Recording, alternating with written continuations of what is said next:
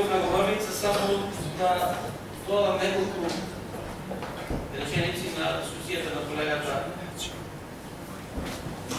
Лърганче, да кажем ли понещо властта опитала да работила 12 години, значи лошото работење на общинската администрација, доаѓа денес до израз, да се види призната на комисија, дека наистина имаме пофрлање во изборот на фирмите кои што идат одене на тендер, кои што идат да ги избрала и лошото кадровање во общинската администрација. Што сакам да кажем? Значи, на комисија од огласените служби на Општина Битола ни беше кажано дека во Општина Битола имаме недостиг на кадри кои што ќе работат работи и проекти кои што се врзани со Европската унија. Значи, ние имаме недостиг од кадри кои што треба да аплицираат за Општина Битола да добијат пари. Или тоа е сведено на еден или двајца луѓе кои што работат во общинската администрација, а денес, толку пред 15 минути, изгласавме точка на дневен ред, каде што ќе прошируваме общинската администрација. Зошто, ако веќе отделваме средства и ако веќе общината решила да работува кадри, не работила потребни кадри со потребни квалификации.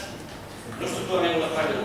Или вие, непотизмот, партиските вработувања и така натаму веја на прв ред, а се што е во интерес на граѓаните на Општина Битола е во втор ред. Значи ние, ствари вие, како власт, во претходните 12 години не сте успеали добро да кадровате. Едната работа и втората работа, што го спомна колегата Котевски, лошиот избор на фирмите кои што го добиле тендер. И сега, заради лошиот избор, заради нетранспарентното работење, заради недомакинското работење, ние сме во ситуација да изгубиме 1 милион евра. Колегата, потенцира јас само тоа. За сметка на тоа, значи, на претходната точка, примивме кадри, кои што не знам ќе работат, гласавме, а останаја надвор кадри за кои што ги пренамерваат нови средства. Останаја кадри кои што се вработени во пожарната во Битолскиот договор на дело. Тие кадри кои што навистина ни се потребни, предвадени во пожар.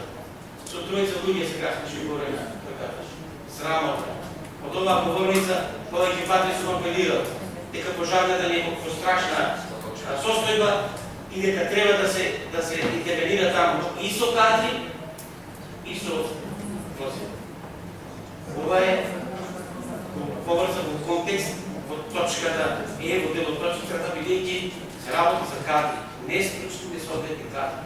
Не сме против, кажа колешката, против работување. Ама нека бидат на место и потребни кадри. Не непотребни. Ви благодарам.